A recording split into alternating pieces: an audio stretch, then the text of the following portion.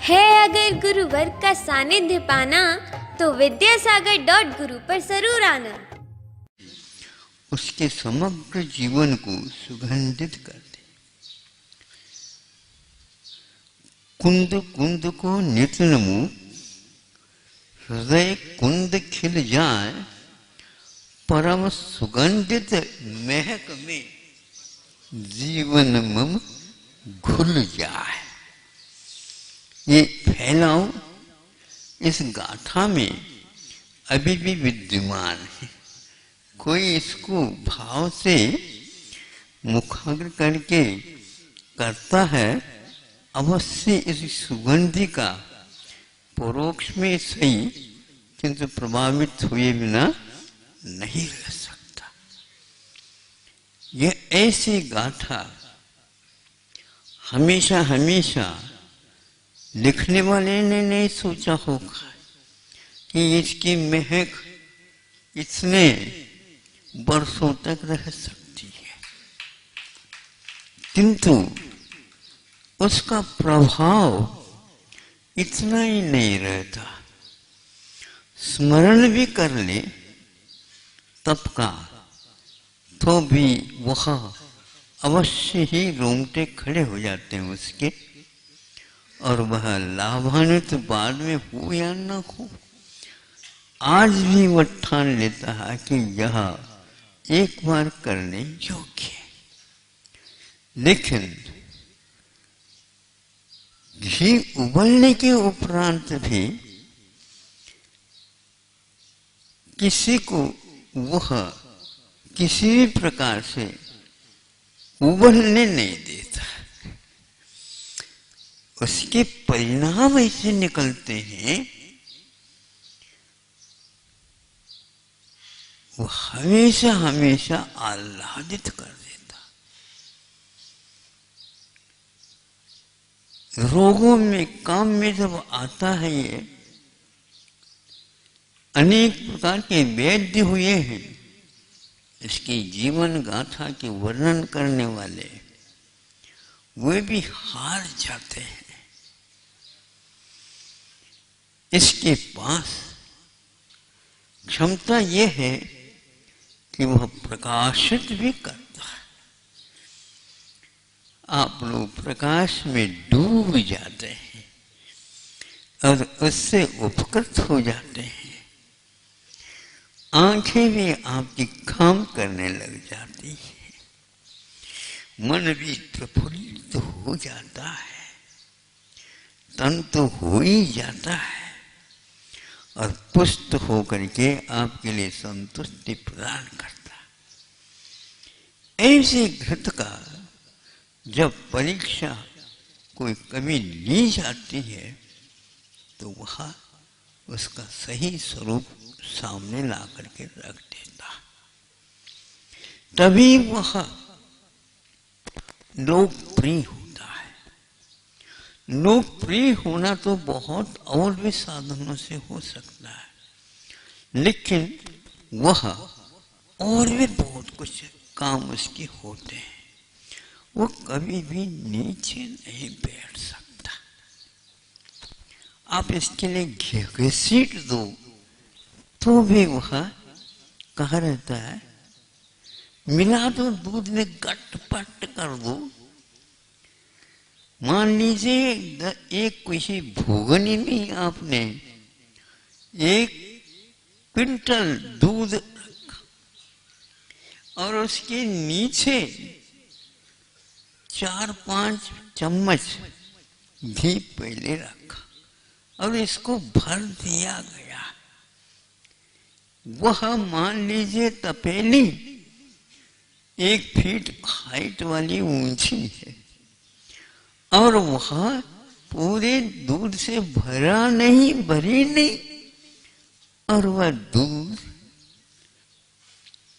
उच्च आसन बैठिए। आसन शुद्ध है, आसन शुद्ध है, ऊंचे सिंहासन स्वीकार कर लीजिए। वह कहता है तुम्हारे निमंत्रण को हम स्वीकारते नहीं, हम अपने स्वभाव से आपको परिचित करते हैं। आप समझ लीजिए, आप मुझे आसन क्या दे सकते हैं? आसन तो पहले से ही मुझे प्राप्त हो जाता है, यह मेरा गुणधर्म है। वहां तक तब से ही गए हैं, कोई भी ऐसे शुद्धात्मा नहीं है जो बिना तप के वहां पर जाकर के बैठ गया हो। इतनी दूरी को पूर्ण करने के लिए घंटों की आवश्यकता है, महीनों या वर्षों की आवश्यकता हो सकती है आज के वाहन के लिए। गिनते रहिए आप, इतने किलोमीटर, इतना किलोमीटर, इतने कोस, लेकिन ज्ञात है आप लोगों के पास, ये ज्ञात कर लेना चाहिए। यहां सिद्ध बनते हैं और वहां पर पहुंच जाते हैं। कितना समय लगता, भाग करके जाते होंगे, क्योंकि यहां पर बहुत बेचैनी है। जैसे आप लोग गर्मी और सर्दी और अन्य कालों में वहां उस स्थान में अच्छा नहीं लगता, भाग जाते हैं। इसी प्रकार ये भी भाग गए होंगे? नहीं, वह भाग नहीं सकते, अंधकार को भगा देते हैं। उनके पास कोई अंधकार टिक नहीं सकता। अंधकार भी प्रकाश में लीन हो जाता है। आलोक उसका स्वभाव। आलोकांतात, लोक के अंतिम समय, अंतिम भाग तक जाकर के स्वयं भू कहलाता है। स्वयं भवति स्वयं भू, दूसरे से नहीं। यह शक्ति उसे हासिल हुई है। अब यह सिद्धार्थ अनंत परमेष्टि को भी उपलब्ध नहीं है। इसके लिए आराधना की आवश्यकता और है उनको, और आपके लिए तो बहुत ही आवश्यकता है। अभी आप लोग इससे परिचित स्वभाव से नहीं हुए हैं, पढ़ करके भी इस स्वभाव से परिचित होना बहुत कठिन हो जाता है। आप मंत्र तो शुद्ध कर सकते हैं, लेकिन मंत्र को किसी भी प्रकार से उस रूप में स्वीकार नहीं कर सकते जब तक आपके भीतर ये बैठेगा नहीं। ऐसे वहां पर जाकर के बैठे एक समय में पहुंच जाते हैं। कोई खूबी हो तो बताओ संसार में, ऐसे कोई वाहन हो तो नहीं है। तो एक समय में यदि भाग करके गए होंगे? नहीं, वो कभी भागते नहीं, दौड़ते नहीं, ये जागते हैं। एक बार जागरण होता है, अनंत को जानने की क्षमता है, तो अनंत को जानने के लिए अनंत वीर की भी आवश्यकता होती है। उस शक्ति के भी स्वामी बनते हैं। इस प्रकार इस तप के बिना आज तक किसी ने उस शुद्धत्व को प्राप्त नहीं किया, और आगे भी कोई ऐसा नहीं कर सकता, और वर्तमान में भी ये कार्य नहीं हो रहा है। होगा तो वह तप को स्वीकार करके ही होगा। अब वैसे वैसे दूध को रखो तो नहीं होगा। दूध को जमा करके दही के रूप में रखो तो नहीं होगा। फिर नवनीत को ला करके रख दो तो भी नहीं होगा। यह पूरी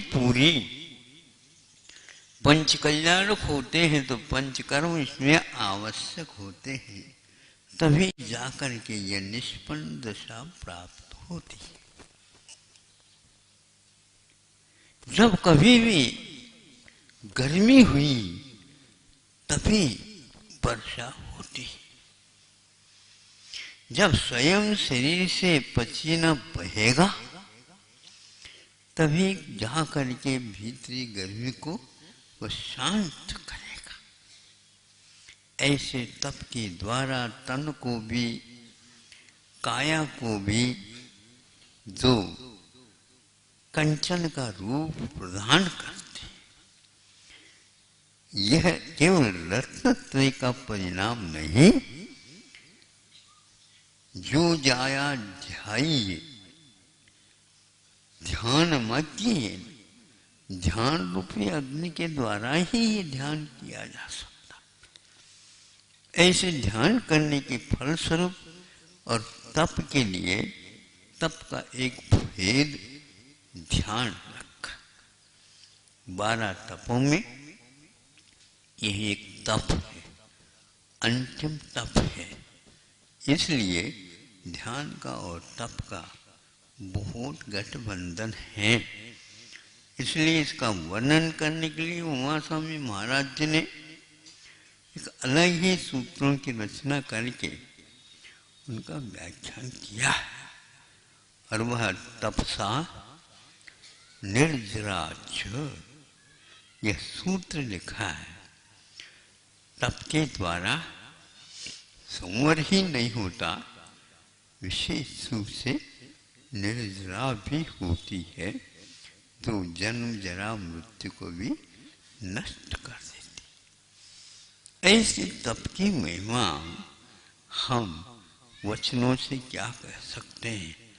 बड़े बड़े तपस्वियों ने तप को स्वीकार करके उसके एक थोड़ा से अंश को हमारे सामने रखा। नाक में डालने के बाद घृत की सुगंधी नहीं आती, किंतु वह दूर से ही अपना परिचय दे देती। तो तप को अंगीकार करने से पूर्व में जहाँ कहीं भी कथा पढ़ लेंगे, सम्यक दृष्टि को रोमांचित कर देता, जिसको हम सोच ही नहीं सकते। यह तप ही तो था जो एक प्रकार से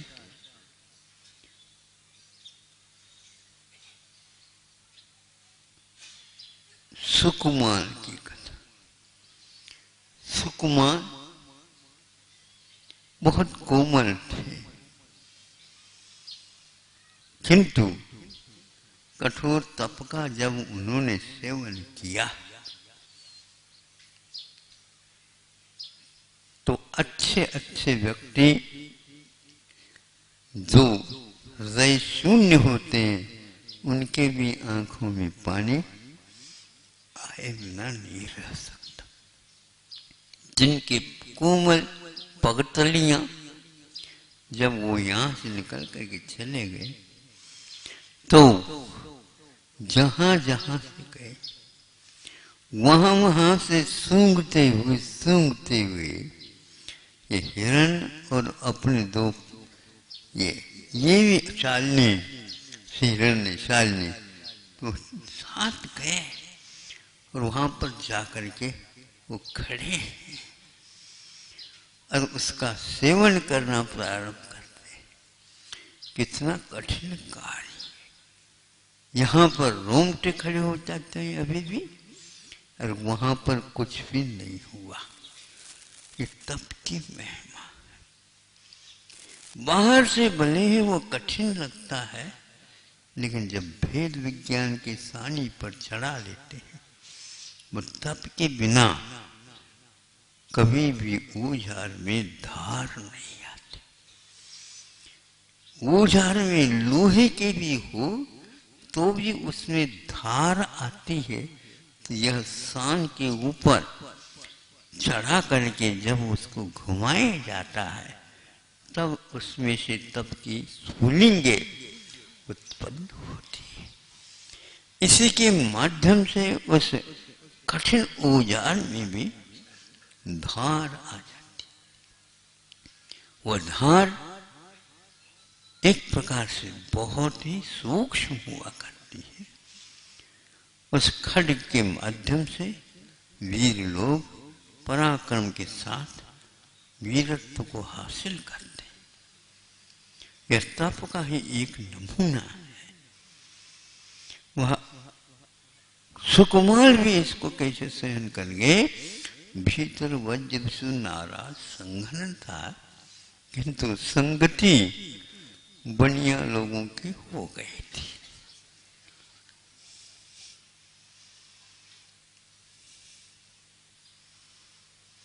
वो सेठ के पुत्र थे, ऐसा हमने सुना है, सही है। श्रेष्ठ पुत्र, एक तो श्रेष्ठ पुत्र होता है और एक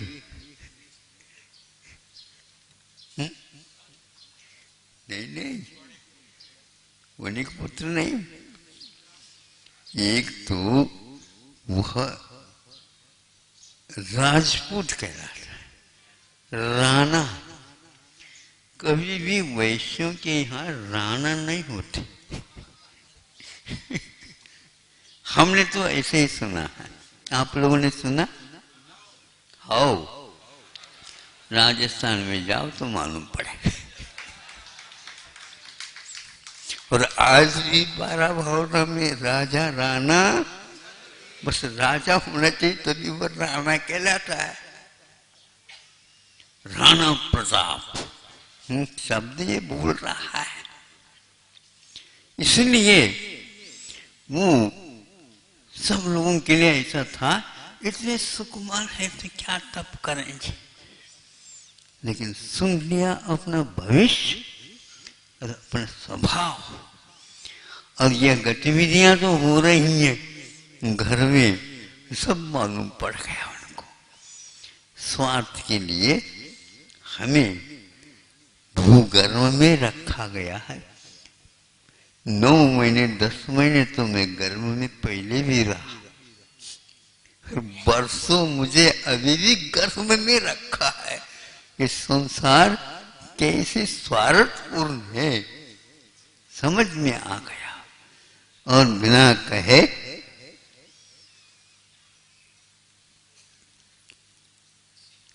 कैसे वो नीचे उतरे। कल जो आपने देखी थी बंदियों की तरह बनी हुई थी साड़ी, उन साड़ियों को ही वहां रस्सी का रूप बना करके, और जितने भीतर से वो उठ करके बाहर आए किसी को पता नहीं लगा, लेकिन उनके हाथ पैर छिल गए होंगे।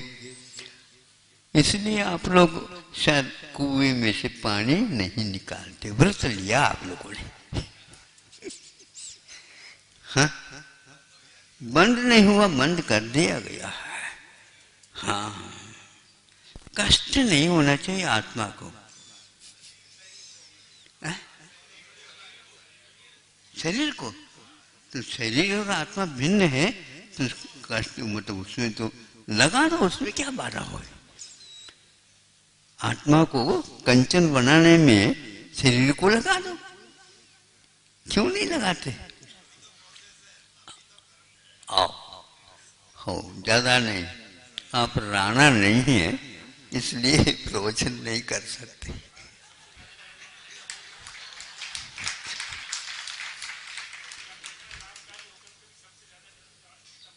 बिल्कुल सबसे ज्यादा स्मार्ट सिटियों में यह बीमारी फैली हुई है और धीरे धीरे वह अन्यत्र भी आ रही है।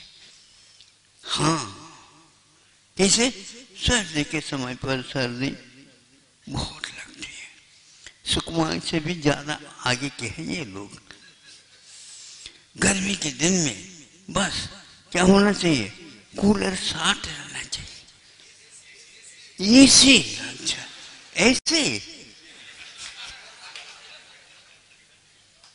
ऐसे है बस। फिर भी जब वो भी फेल हो जाते हैं, फिर आपको यह राजा राणा याद आने लग जाता है। धन्य है आपकी भी स्मरण शक्ति, कम से कम याद करते हैं। लेकिन आप मुखाग्र करके इतने में शांति ले लेते हैं, लेकिन इसका सही आनंद नहीं होता। एक बार राजा राणा चक्रवर्ती कहा, बाहर निकले बिना नहीं हो सकता। ये तो केवल आप लोग तालीम कर रहे हैं, और ये तालीम को ही मैदान समझ रहे हैं। मंच बना करके अपने काम करते चले जा। वह इन सुना, देखा, समझा, ले गए। एक सप्ताह की भी उम्र नहीं थी और वह वहां पर जाकर के बैठ गए। इसको बोलते हैं तप कल्याण। तप में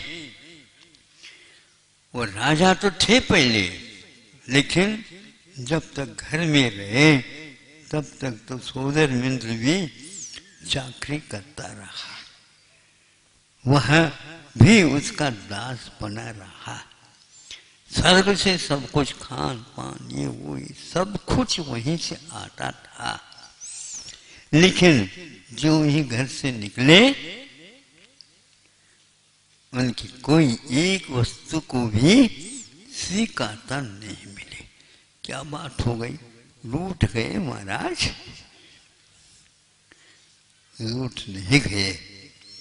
जो देव होते हैं इसका महत्व नहीं समझते हैं, इसलिए इसको अब त्याग कर दिया है। मौन से ही ये सब कुछ उत्तर दे दिया और उसकी कोई भी चीज स्वीकारता नहीं हुई। अवधि ज्ञान के द्वारा सब जान लिया उन्होंने और समझ में आ गया कि हम तो एक प्रकार से जीवन पर्यंत अधिकारी बनना चाहते थे, ये समझे, और किसी को पास आने देना नहीं। अब आप भी पास ज्यादा नहीं आ सकते। अब बैठ जाओ, आप कल्याण करने के लिए आ जाओ, बात अलग है, लेकिन कल्याण को मनाने के उपरांत यहाँ पर कोई काम नहीं है आपका। बस ये सब वृत्तांत आप पंच कल्याणकों के माध्यम से समझ लेते हो। जब वह 7वां दिन या यह हफ्ता पूर्ण होने को था, उस दिन वह खाते खाते शालिनी आदि वहां तक चले गए जिसको कलेजा बोलते। और जो ही उसका खाना प्रारंभ हुआ त्यों ही वह नीचे आ गया। शरीर, क्योंकि केवल ज्ञान तो अभी नहीं हुआ, सुने तो हमने इस कथा को, उनको सर्वासिद्धि हुई है ना, सर्वासिद्धि। अभी दो देर तो नहीं थी, लेकिन आयु बंद कब हुआ पता नहीं, किंतु वह सर्वासिद्धि पहुंचे हैं। तो सर्वाधिक गए थे, इसलिए स्पष्ट है उनके भीतर से वज्र से नारा संगन था।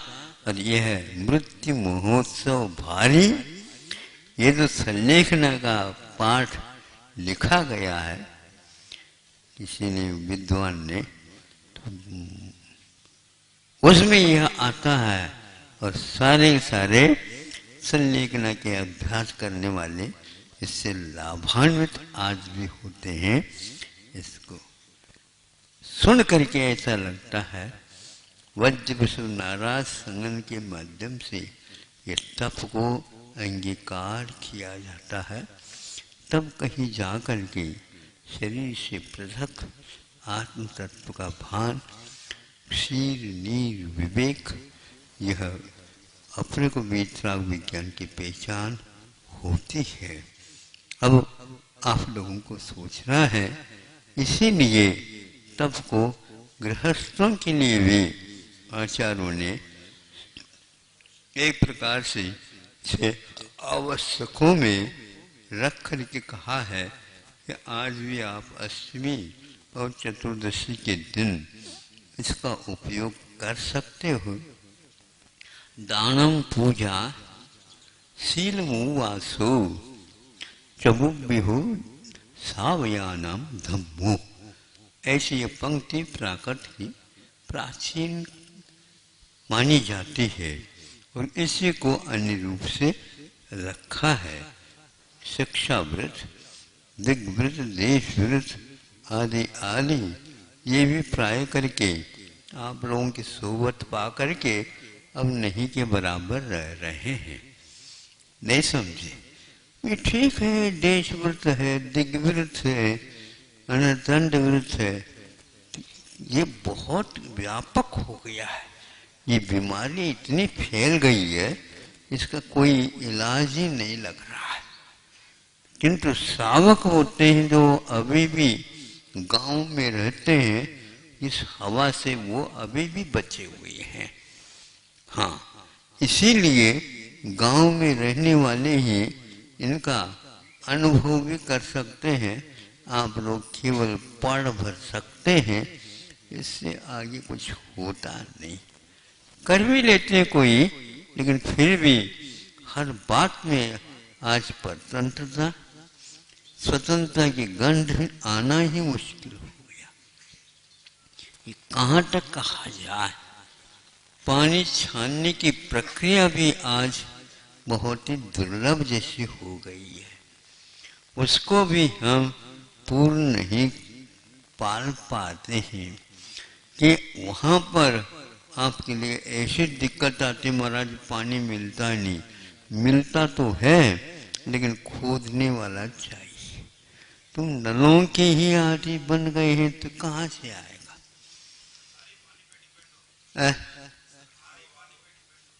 कोई बात नहीं, पहले भी सरकार के द्वारा प्रबंध तो होता होगा, ऐसा नहीं। वे तालाब बनाते थे और कूप बनाते थे, बावड़ियाँ बना देते थे, सब कुछ व्यवस्था राजा के माध्यम से पहले भी होता था और आज भी वो कर रहे हैं।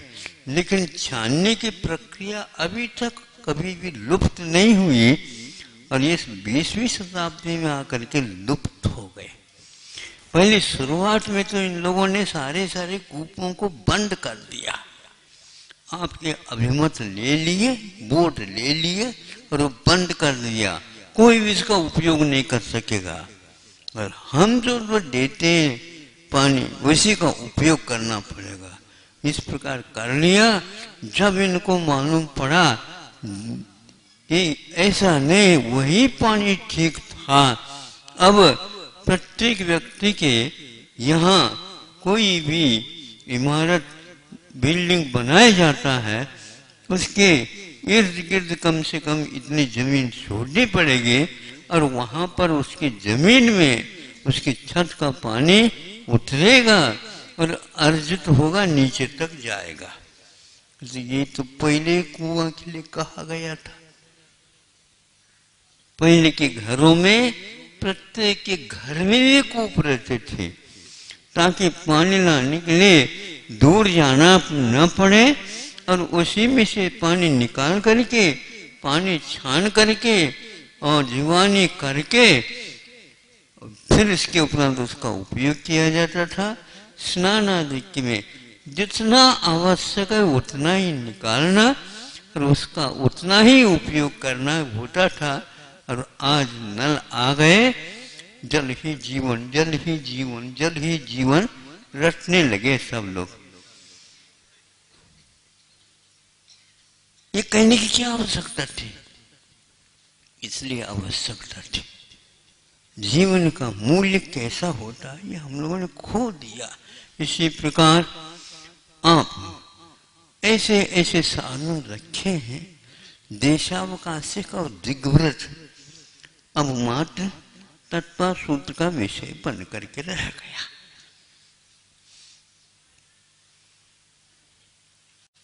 बैठ ही नहीं सकते आप, अपने आप ही बजा देगा वो। ऐसा बजा देता है तो एकदम आप इतने जागृत हो जाते हैं जैसे बहुत धन मिलने वाला हो। पहले उसको बंद करते हैं, हाँ हेलो, भगवान के पूजन कर रहे हो तो हाँ हेलो।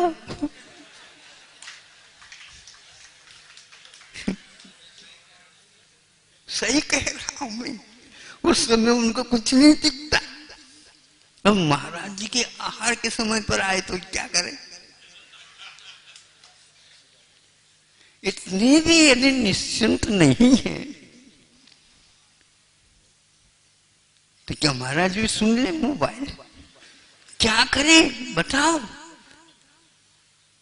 बीच में जाकर के आप चले जाते हैं तो मेहमान आ जाते, उनको छोड़ करके जा नहीं सकते। ये बहुत मेहमान, बड़े मेहमान हैं।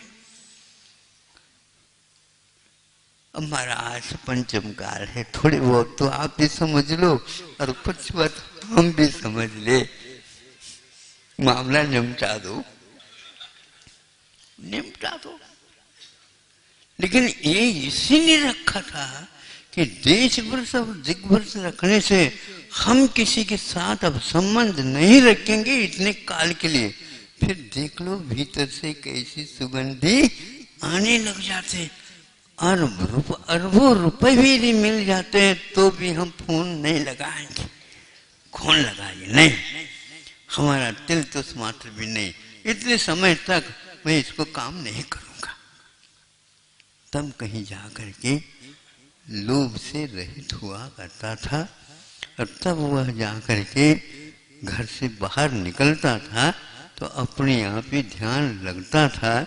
किंतु आज ध्यान लगाने के सारे प्रयास किए जा रहे हैं, लेकिन बस सब कुछ लग सकता है, ध्यान ही नहीं लग सकता। जबकि ध्यान की सामग्री पूरी है मनुष्य के पास, उसको उसने मिटा दिया। बड़े बड़े साहूकार विश्व प्रसिद्ध है, वो भी मोबाइल का उपयोग नहीं करते, और आप उसको उपयोग से कभी नीचे नहीं रखते। उपयोग चलता रहता, अनेक प्रकार के उसके दुष्परिणाम भी निकल रहे हैं, फिर भी उस ओर ध्यान किसी का भी नहीं है। बड़े बड़े भयानक रोग हो रहे हैं, फिर भी उस ओर ध्यान नहीं है। बच्चों के सारे समय उसी में चला जा रहा है, तो भी उसको कोई पढ़ाई, अब कौन सी पढ़ाई, न पढ़ाई है न कढ़ाई है। भलाई कहां से आए वो बताओ आप। हाँ?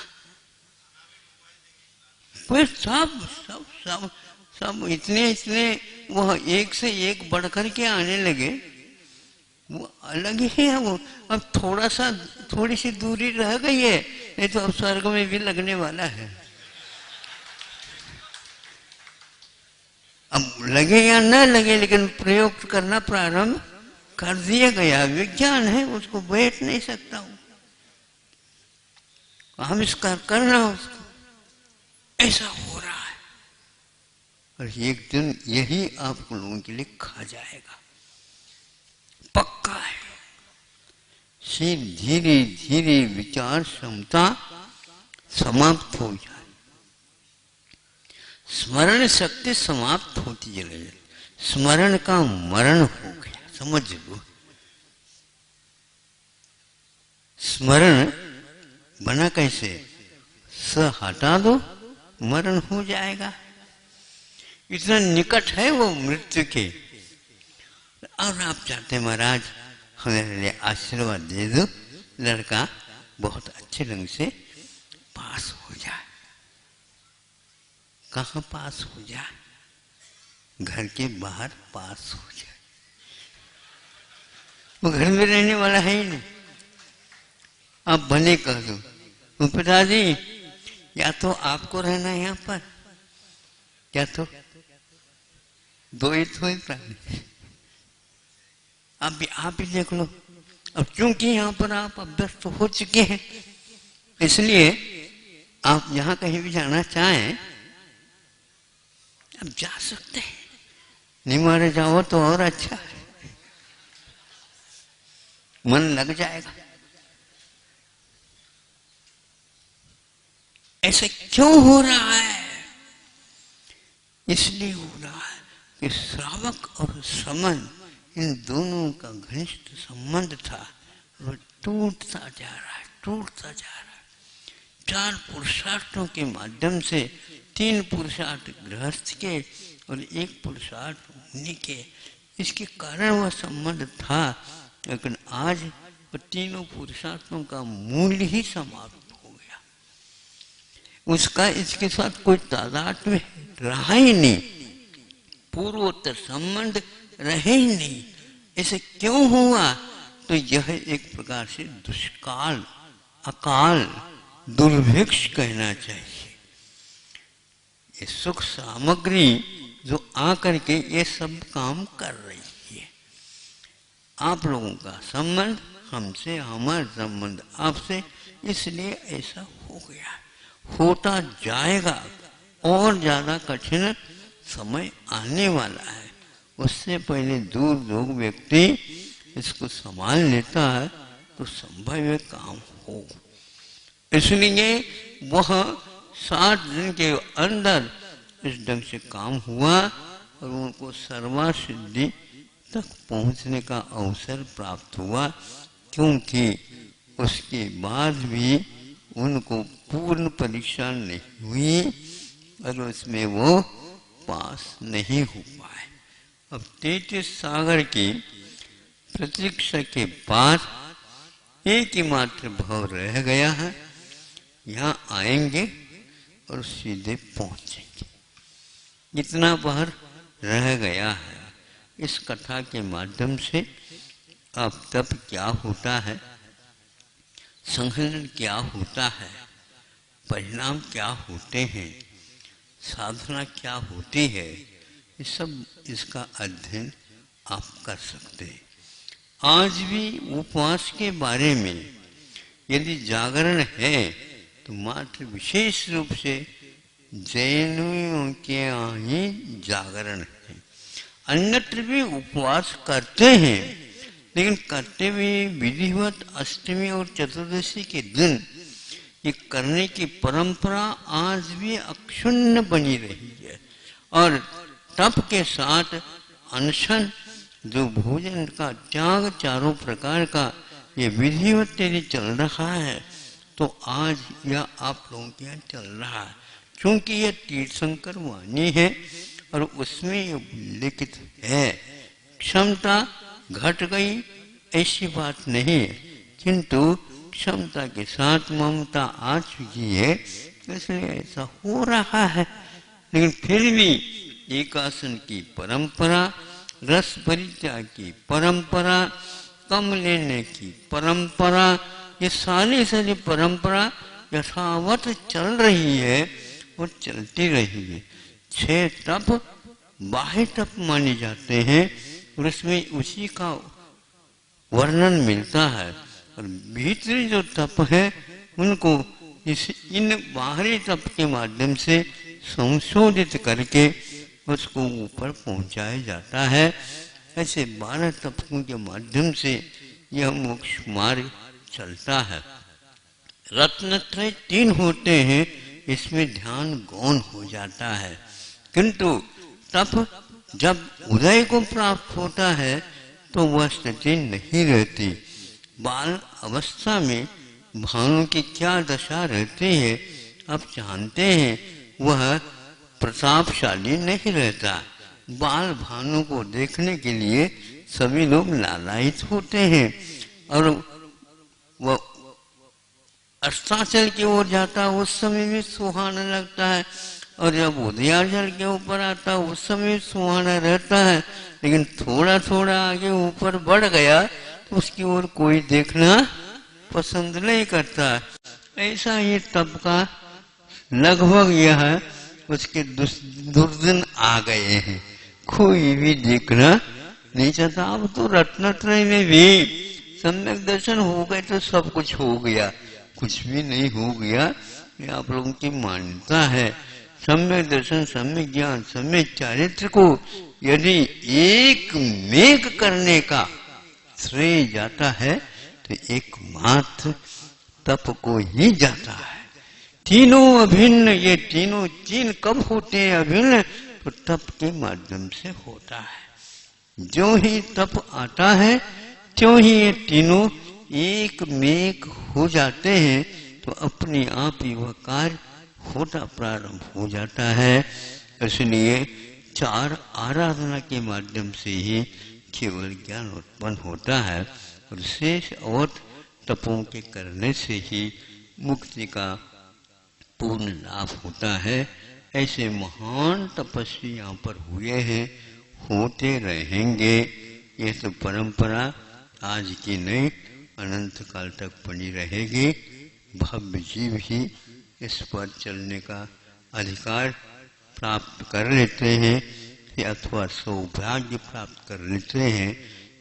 इसका एक ही मात्र परहेज है, कषायों की खटाई से हमेशा हमेशा दूर रहिए, तभी कहीं जाकर के आप इसमें प्रवेश कर पाएंगे। अहिंसा परमो धर्म की बोधि समाधि परिणाम शुद्धि स्वात्मोपलब्धि शिवसो की सिद्धि चिंतामणि चिंतित वस्तुदाने त्वामंद मानस्य मुमात्